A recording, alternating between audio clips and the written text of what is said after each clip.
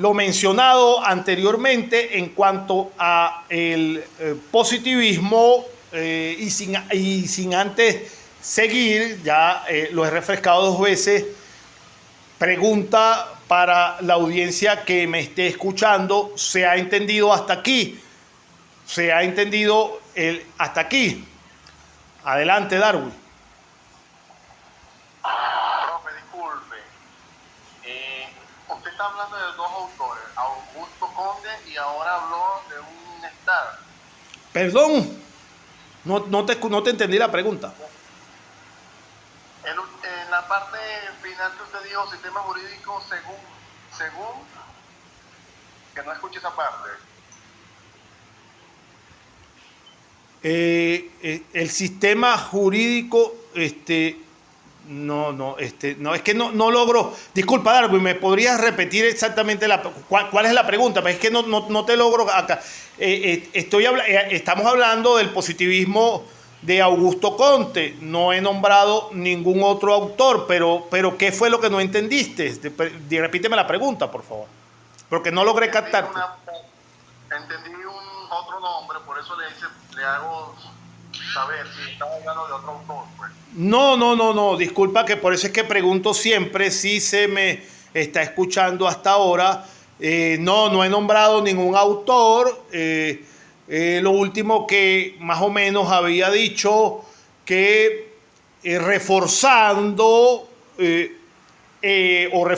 ya el positivismo sociológico que estaba dirigido, el positivismo sociológico que está dirigido a interpretar las fuerzas y todos aquellos factores sociales. Acuérdate, el positivismo sociológico, la sociología, está dirigido a interpretar todas las fuerzas y todos los factores sociales que ejercen su influencia con los hechos sociales, que ejercen su influencia en el desarrollo del derecho de la sociedad. Y entonces, lo que decía, que todo esto se iba a sumar para analizar sobre todo los factores que van a producir ese derecho. Y siempre dentro de ¿qué?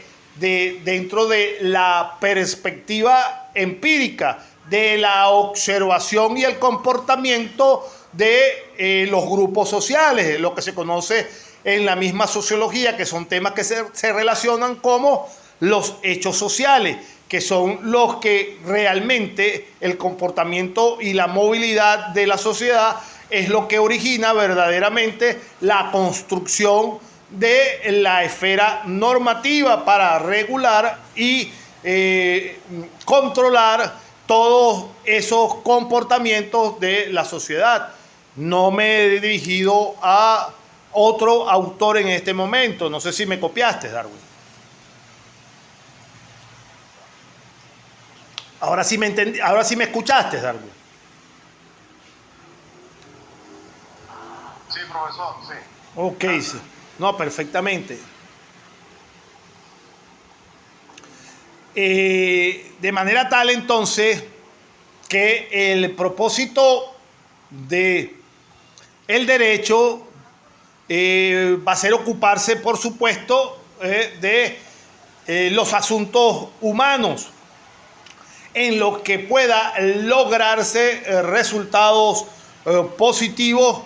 ¿Mediante qué? Mediante la ordenación de las relaciones humanas como el resultado de una sociedad políticamente organizada que siempre va a buscar ¿qué cosa? Siempre va a buscar la mejora en el orden como instrumento que sirva para mejorar siempre el comportamiento dentro de la civilización. Entonces, el positivismo jurídico plantea también como una misión intrínseca llevar el derecho a una relación con los hechos, a una relación con los hechos con la realidad, con los problemas, con los fenómenos de esa realidad empírica. Bienvenida, Victoria, a nuestra clase de hoy. Gracias, profe, no tenía luz. Bueno, menos mal que llegó, Victoria, bienvenida. Entonces, bienvenida, Victoria. Estamos hablando en este momento de parte de lo que va para nuestra última asignación, que es la número 4.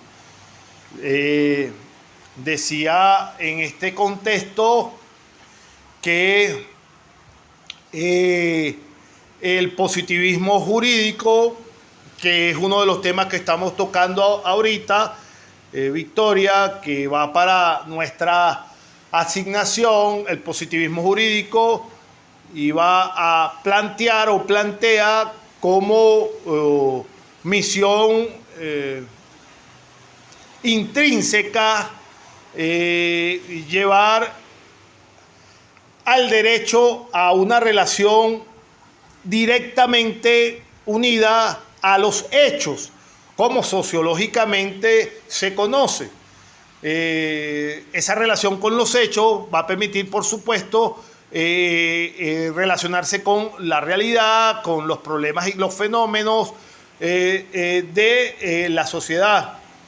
Es decir, bajar de esos aspectos filosóficos humanos a lo intrínsecamente, verdaderamente humano, a lo que es las relaciones humanas, en forma de ¿qué? En forma ordenada, en forma sistemática, considerando que el derecho, por supuesto, es un producto de las fuerzas sociales y no solamente un mandato del Estado, pero que debe ser conocido indudablemente por los juristas, por los abogados, no solo para interpretarlo, sino también para modificarlo de acuerdo a qué, de acuerdo a esa función empírica que se lleve a cabo, de acuerdo a qué, de acuerdo a la movilidad social, a la realidad social, a lo que vaya demarcando los hechos sociales, para adaptar esos cambios de la sociedad a el ordenamiento jurídico que permita la viabilidad comportamental y las relaciones entre los particulares y las relaciones entre esos mismos particulares y el propio Estado. Dicho esto, esa es una de las primeras teorías que vamos a desarrollar dentro de nuestra cuarta asignación. Otra teoría que vamos a desarrollar dentro de nuestra asignación, que es menester que no salgan de la cátedra sin pasearse por ella. La teoría de la transparencia. Teoría de la transparencia. En un principio, que la realización de las actividades y hechos, la acción de las instituciones, el manejo de instrumentos por parte del hombre, tienden siempre a la perfección. Por supuesto, nunca existe la perfección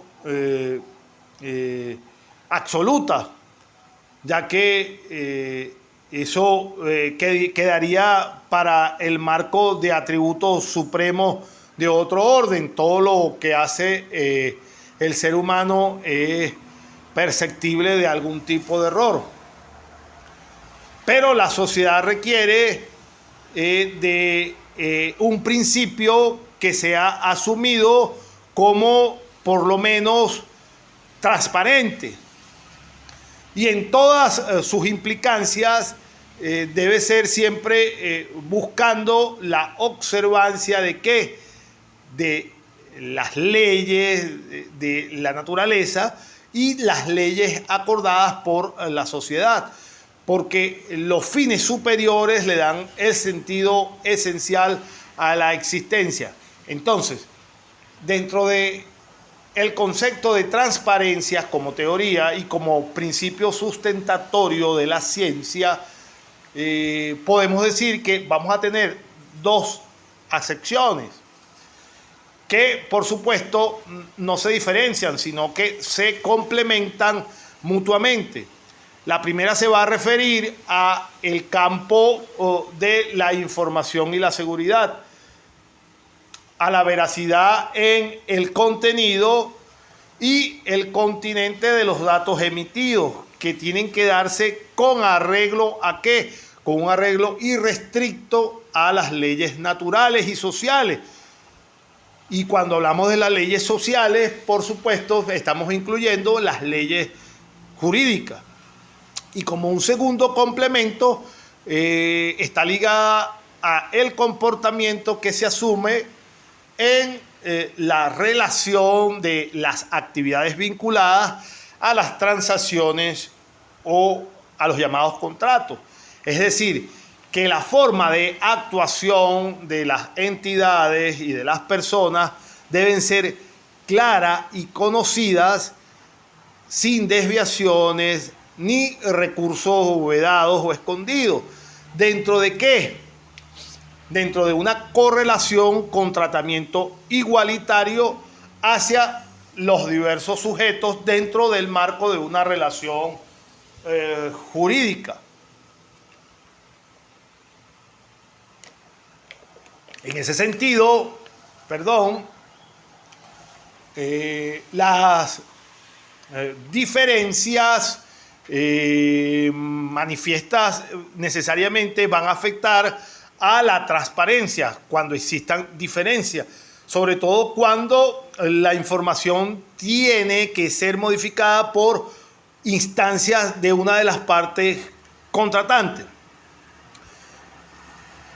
Tenemos entonces dos teorías. La teoría de la transparencia y el positivismo, la teoría del positivismo en el derecho. Basémonos ahora dentro de esta misma teoría de transparencia con el principio de la perfección. Y el principio de la perfección va a estar estrechamente ligado a la teoría de la transparencia. Principio de perfección está perfectamente ligado a la teoría de la transparencia. Y va a participar de la misma base filosófica, que es la de alcanzar los niveles más elevados de las relaciones mediante los procedimientos coherentes, y que de tal manera se eliminen los niveles de ¿qué? Los niveles de contradicción que interfieren en el funcionamiento general y particular de las relaciones jurídicas. Entonces, es menester saber, por supuesto, y mantenerlo en cuenta, que el hombre está al servicio de ¿qué? De sus propios congéneres, sin más distinciones que las fijadas por las leyes naturales y por las leyes sociales. Recuérdense que cada vez que mencionemos las leyes sociales, nos estamos refiriendo, por supuesto, a las leyes jurídicas. Esto es, por supuesto, la línea base de una democracia en perfecto funcionamiento. Y entonces, teniendo en cuenta que la democracia, una de las cosas más importantes es los derechos y las obligaciones de cada una de las partes. Lo que nunca debe ser, por supuesto, puesto en un segundo plano, y mucha mayor razón en cualquier tipo de operaciones de tipo financieros, contractuales y de formación de mercados, etcétera, para que produzca ¿qué cosa? El bienestar de nuestra sociedad. Y como un segundo principio, debemos desarrollar un principio de amplitud. ¿Qué significa el principio de amplitud? El principio de amplitud está perfectamente vinculado a la concepción teórica de las restricciones en los asuntos privados o en los asuntos particulares. Rosimar, buenas tardes, bienvenida.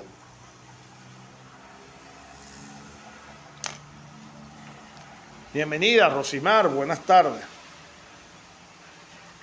Entonces, desde el punto de vista del derecho, van a existir obligaciones y derechos.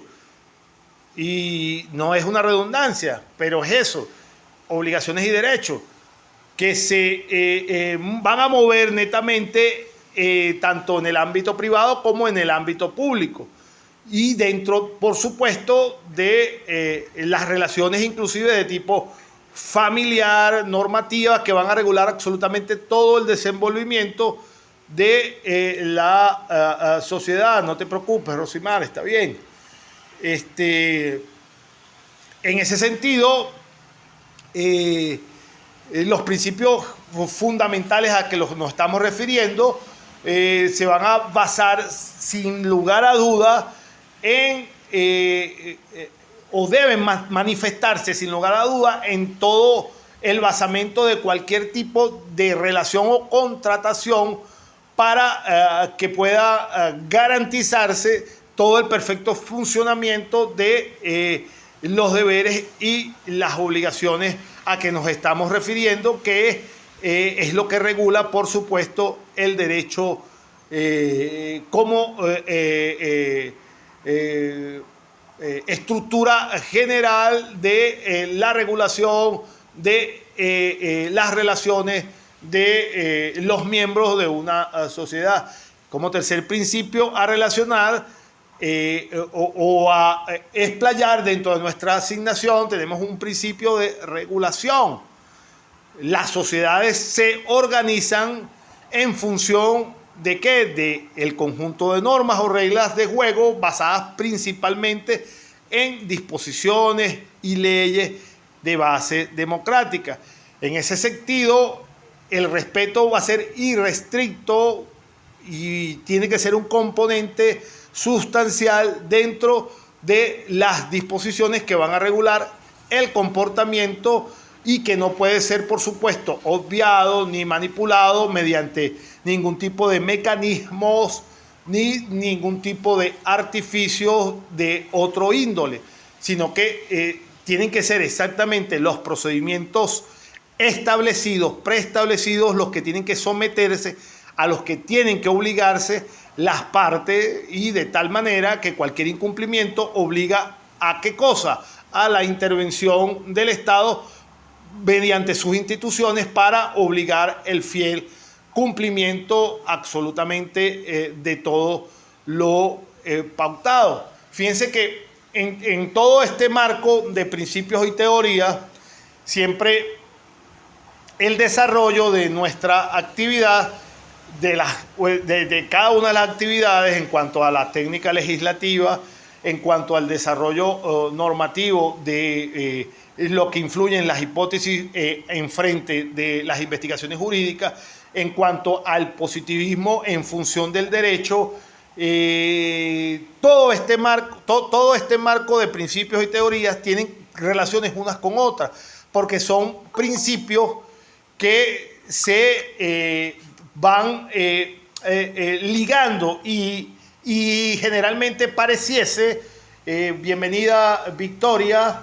a nuestra clase de hoy, pareciese hasta a veces, entiendo para una audiencia, que se estuviese hablando casi de lo mismo, y ciertamente estamos hablando de principios que se suponen unos con otros, pero no se contraponen, se supeditan unos con otros, pero guardan relación ¿a qué?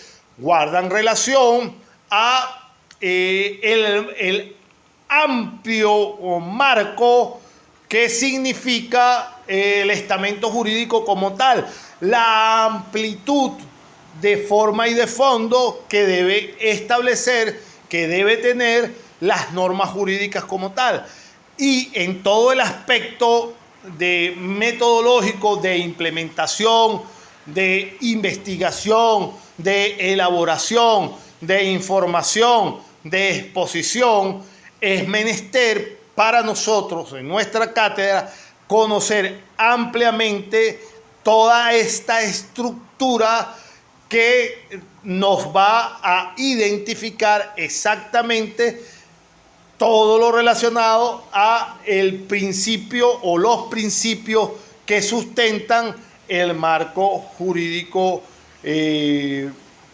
rige nuestros destinos.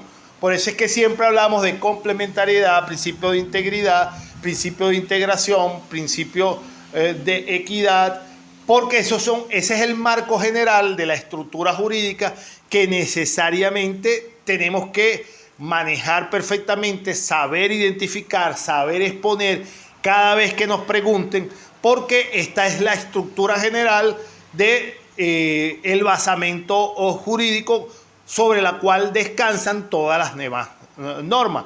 Por eso es que es necesario y puede parecer hasta a veces pesado para la audiencia que lo recibe, pero no hay otra que tratar de por lo menos estudiarlo, investigarlos, leerlos aunque sea una vez, para que tengamos esa base jurídica esencial que es, y repito, sobre la cual descansan todas las demás normas regulativas. Principio de integración. Todas las actividades privadas y públicas tienen la obligación de cumplir con el principio de integración.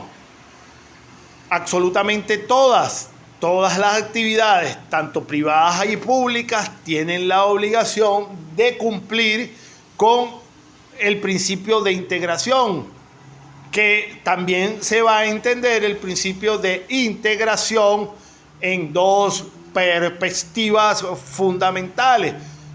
Por un lado, el proceso de integración, que va a tener o tiene que ver necesariamente con el desarrollo y la búsqueda de ¿qué cosa? Del bien común. Insisto, el proceso de integración tiene que ver con el desarrollo y la búsqueda del bien común.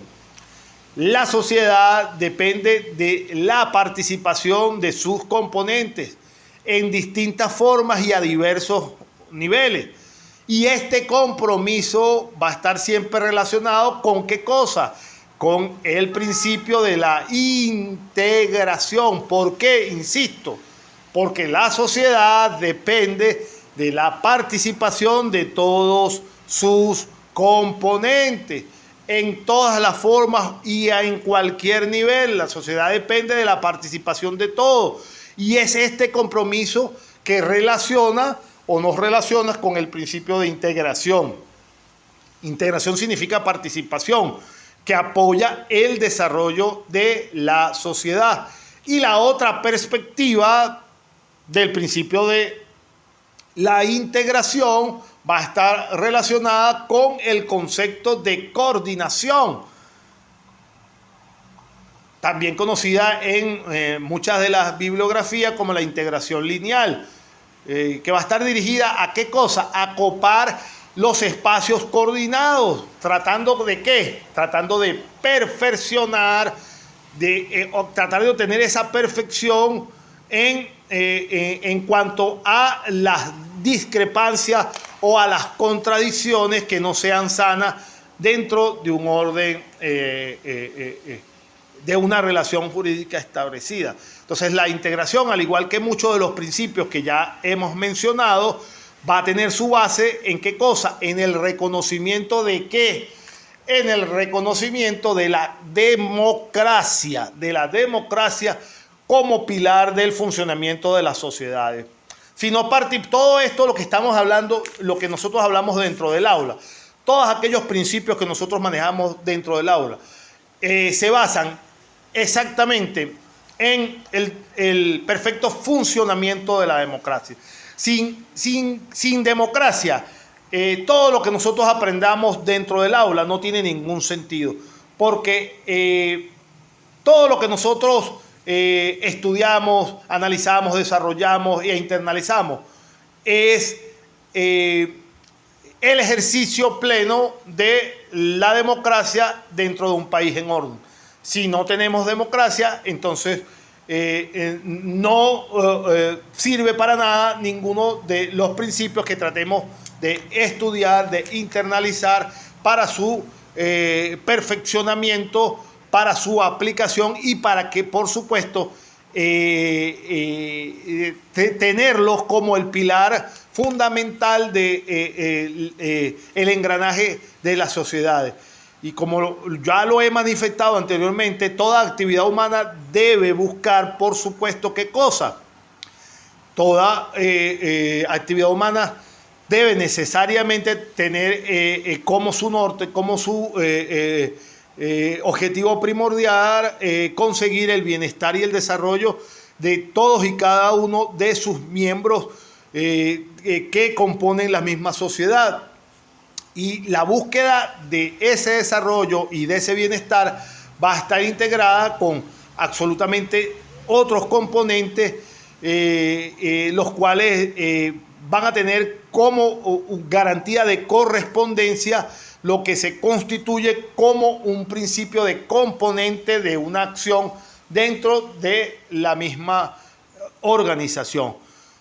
De manera tal que la coordinación entendida dentro del concepto de la integración va a representar una de las formas mucho más avanzadas de la organización, y de ella va a depender el funcionamiento de toda, absolutamente de toda forma organizada y de los elementos que la componen, y por supuesto de la integración que va a ser indispensable para el ejercicio de todo tipo de actividades, especialmente en materia de relaciones entre los particulares y relaciones